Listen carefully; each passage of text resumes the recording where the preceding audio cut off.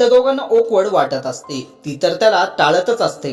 त्याला तिची अवस्था बघून हसू येतं. ती स्टेजवरून उतरून खाली जाते. तिला त्याच्या समोर जायला लाज वाटत असते. ती जेवण करण्यासाठी बुफे असतो तिकडे जाते. ती प्लेट हातात घेत असते. ती कोणीतरी तिच्या हातातील प्लेट हिसकावून घेतं. ती मान वर करून बघते तर शीतल तिच्याकडे रागाने बघत असते. तू स्वतःला काय समजतेस? तुला काय वाटलं तू अक्षयला माझ्यापासून हिसकावून घेशील? तुझ्या आधी मी त्याच्या आयुष्यात आहे हे लक्षात ठेव.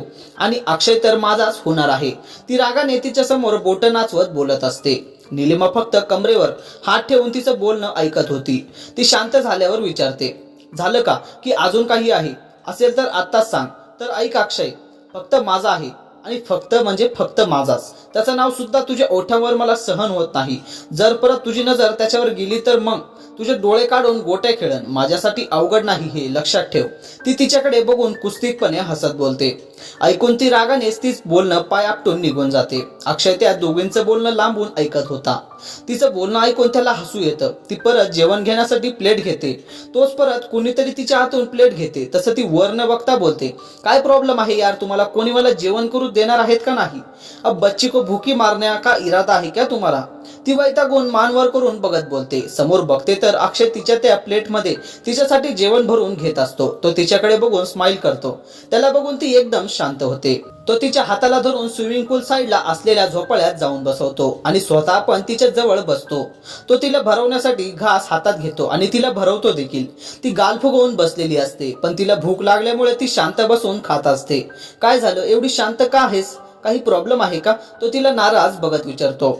ती शीतल स्वतःला काय समजते म्हणे अक्षय माझा आहे. ती तिची नक्कल करत बोलते. तिला शीतलची मिमिक्री करताना बघून हसू येतं.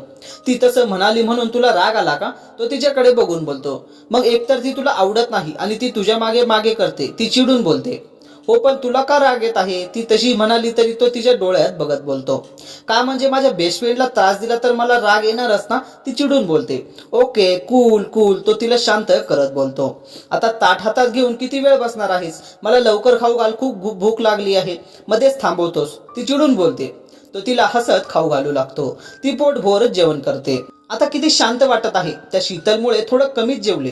तिच्यामुळे जेवणाचा मूड गेला होता सगळा. कसं बसत जेवले मी. ती पोटावर हात फिरवत बोलत असते. हे तू थोडं जेवलीस? अगं तू तर त्या कोणतो राक्षस बकासुराची बहीणच आहेस दुसरी. मी आपल्या दोघांचे जेवण वाढून आणलं होतं पण तू तर एकटीने पूर्ण प्लेट चाटून पुसून खाल्ली जसं की दुष्काळग्रस्त भागातून आली आहेस. तो तिच्याकडे आश्चर्याने बघून बोलत असतो. तू मी किती जेवते हे काउंट करत आहेस? हाताची घडी घालून गाल फुगवत बोलते ती रागाने. सॉरी सॉरी, तू नीट ऐकलं नाहीस वाटतं. मी तुला बकासुराची बहीण म्हणालो. तो हसत बोलतो. तशी ती त्याला मारायला त्याच्या मागे मागे पळत असते. दोघांची मस्ती चालू असते. ते दोघे पूलच्या बाजूने दोघे पळत होते. ती तोल जाऊन पाण्यात पडणार तोच अक्षय तिच्या हाताला धरून तिला स्वतःकडे खेचतो. त्यामुळे तो खाली आणि ती त्याच्या अंगावर आदळते. तिचा चेहरा त्याच्या चेहऱ्याच्या अगदी जवळ असतो आणि तिचे हात त्याच्या छातीवर असतो. दोघे एकमेकांच्या डोळ्यात हरवून जातात. तिच्या चेहऱ्यावर येणारे केस तो बोटांनी तिच्या कानामागे सरकवतो. तिचा चेहरा हातात घेतो आणि तिच्या कानांजवळ चेहरा घेतो. त्याचे गरम श्वास त्याच्या मानेवर जाणवत होते. ती भीतीने डोळे बंद करून घेते. तो तिच्या कानात हळूच बोलतो, प्लीज लवकर बाजूला होशील का? नाहीतर मी चिमटून जाईन. माझ्या मित्रांना इथे येऊन मला गोळा करून घेऊन जावं लागेल. तो हसत बोलतो. तशी ती चिडून त्याला मारू लागते. तो तिचे हात धरतो आणि तिला स्वतःकडे खेचतो. तशी तिचे ओठ त्याच्या गालावर टेकतात. तसं तिच्या लिपस्टिकचा ठसा त्याच्या गालावर उमटतो. अक्षय अक्षय, त्याचे मित्र त्याला हाक मारत पूल साईडला येतात. तसे ते दोघे भानावर येतात आणि धडपडत उठतात. अरे तुम्ही दोघे इथे काय करत आहे? अशोक त्यांच्या जवळ येत बोलतो. अरे काही नाही, ते निलीवाला आज गुदमरल्यासारखं होतं म्हणून थोडं वॉकसाठी आलो होतो आम्ही इथे. तो तर अडकळत बोलत असतो. अशोकचे लक्ष त्याच्या कालावर जाते. तसं तो त्याच्या जवळ जाऊन त्यांच्या कानात बोलतो. हो का, एवढं गुदमरून टाकल्यासारखं झालं होतं तिला बिचारी. ओ निलिमा, तो त्याचा गाल तिच्याकडे करत बोलतो.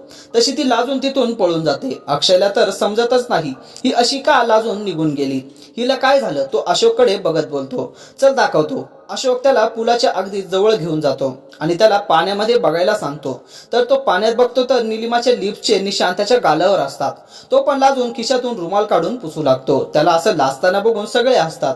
सगळे हॉलमध्ये येतात. ते जेवणानंतर ते दोघे आपापल्या रूम मध्ये येऊन चेंज करून झोपण्याची तयारी करतात. ती बेडवर तर हा सोफ्यावर झोपतो.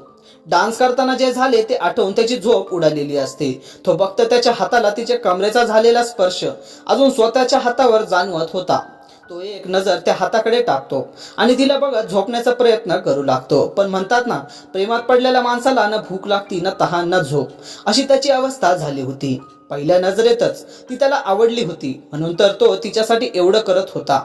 तिला डोळ्यात साठवत साठवत त्याला कधी झोप लागली हे त्याला समजलंच नाही. इकडे निलिमा पण अजून त्याच आठवणीत रमलेली होती. काही वेळाने तिला पण झोप लागते. दुसऱ्या दिवशी सकाळी तिला उशिराने जाग येते. ती समोर सोफ्यावर बघते तर अक्षय तिथे नसतो. तिला वाटतं तो बाथ घेण्यासाठी बाथरूम मध्ये असेल, पण तो तिथे पण नसतो. ती गॅलरीत येते तर अक्षय गार्डन मध्ये मॉर्निंग वॉक करत असतो. ती बाथ घेण्यासाठी बाथरूम मध्ये जाते. ती तयार होऊन खाली येते तर अक्षय पण तिथे येतो. तो नुकताच जॉगिंग करून आलेला असतो, त्यामुळे तो घामाने भिजलेला असतो. अंगावरची हुडी बाजूला काढतो. त्याच्या अंगात फक्त बनियन असतो. पुशअप काढत असतो. नाश्त्याला आलेल्या सगळ्या मुली त्यालाच बघत हसतात. ते बघून निलिमाला खूप राग येतो.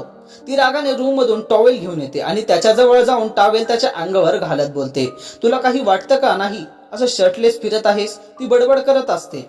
त्याच्या हाताला धरून रूम कडे घेऊन जाते.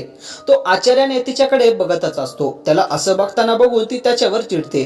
माझ्या चेहऱ्यावर काही लिहिलेले आहे का, ती चिडून बोलते. तसं तो नकारार्थी मान हलवतो.